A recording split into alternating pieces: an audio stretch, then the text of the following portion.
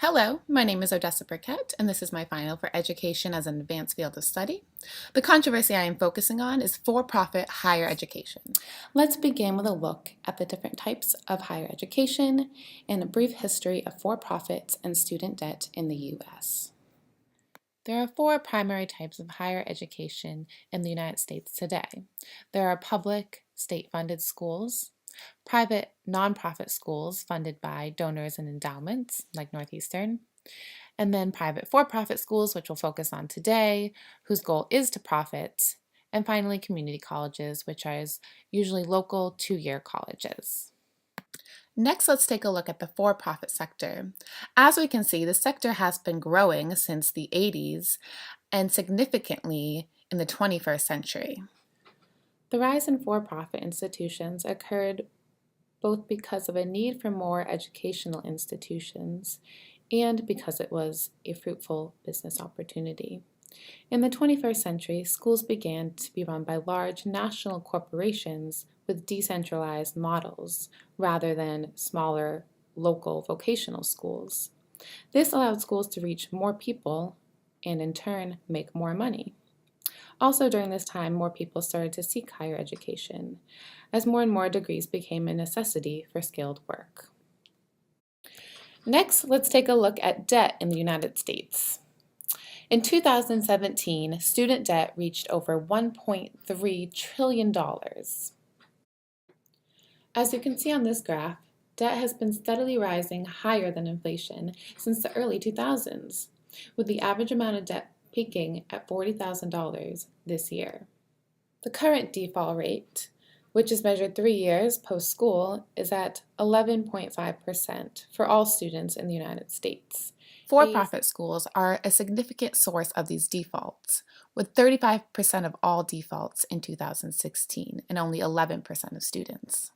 To understand how this could be, let's take a deeper look at the for-profit education structure.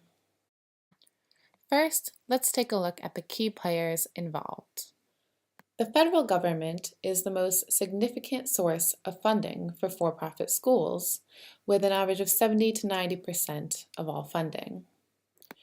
In fact, 26% of federal funding goes to for-profit schools, even though, again, they only make up 11% of all students. There is a federal cap on for-profit funding from the federal government.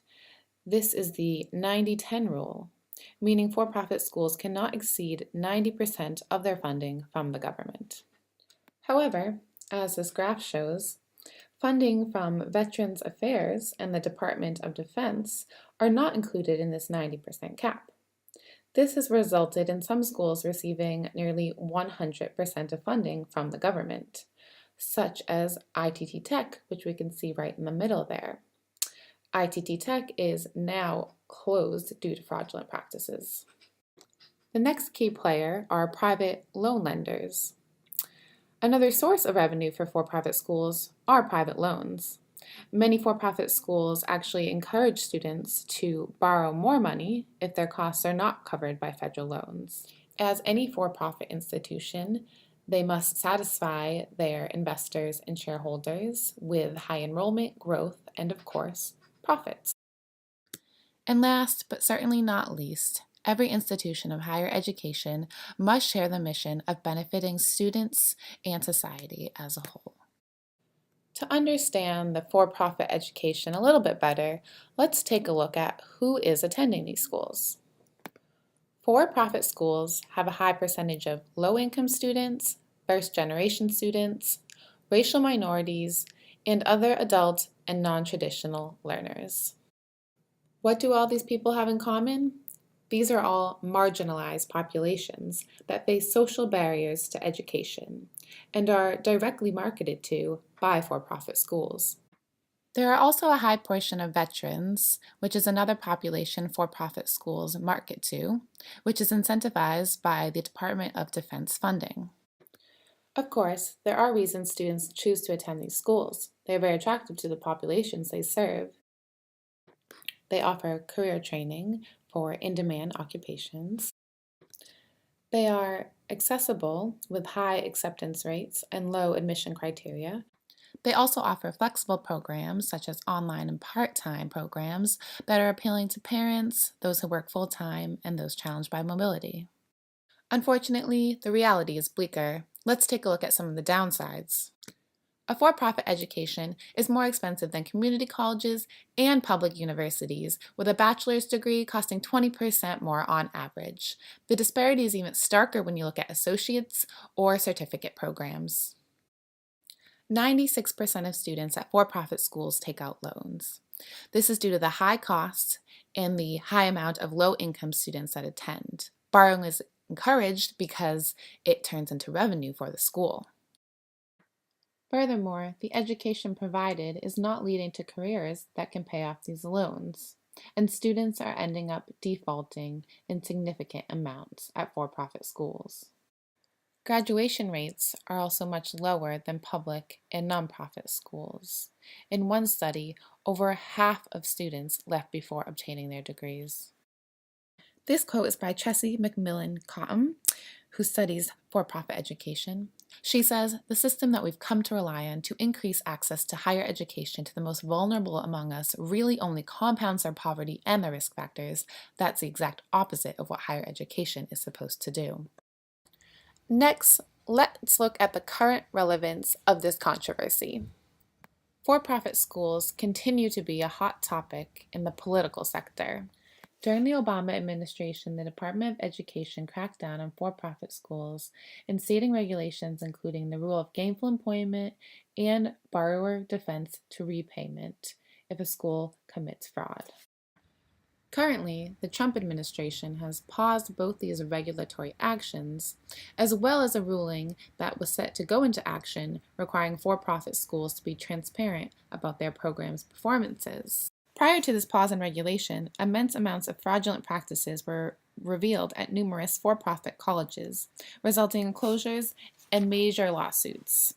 ITT Tech was one of them due to predatory lending and high default rates. Another was Corinthian Colleges Incorporated, which marketed false job placement rates. Another big for-profit school that is in hot water is DeVry University, as well as Career Education. They both have lawsuits against them for fraud and outright lying to students. Furthermore, accreditation at for-profit schools are usually nationally accredited, not regionally, making it difficult for students to transfer credits to other schools. Who does this hurt, and why is this controversy important to understand as educators? Let's take a look. It doesn't just hurt students, it hurts the overall economy. With for-profit schools contributing significantly to the student debt crisis and defaulting of loans, it is impacting the housing market, new business development, and national spending.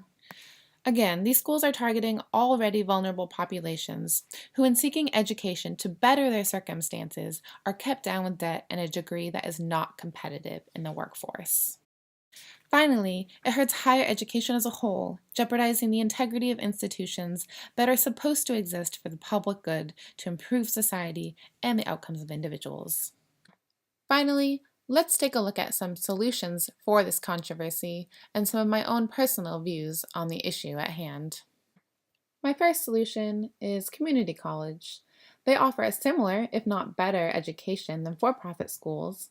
They cost significantly less, and their credits are transferable.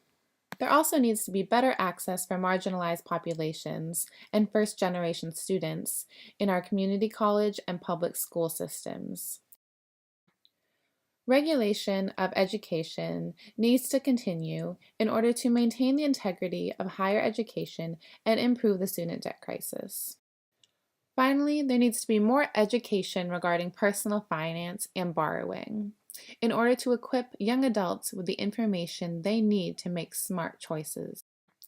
Again, the shared mission of all institutions of higher education is to better the lives of individuals and society. As a higher education professional, I am dedicated to ensuring students are receiving an education that leads them to live a more fulfilled life. Education is a great equalizer and should be available to all in a fair and just structure. Thank you so much for watching my presentation today. Here are all of my references, and I hope you learned something new.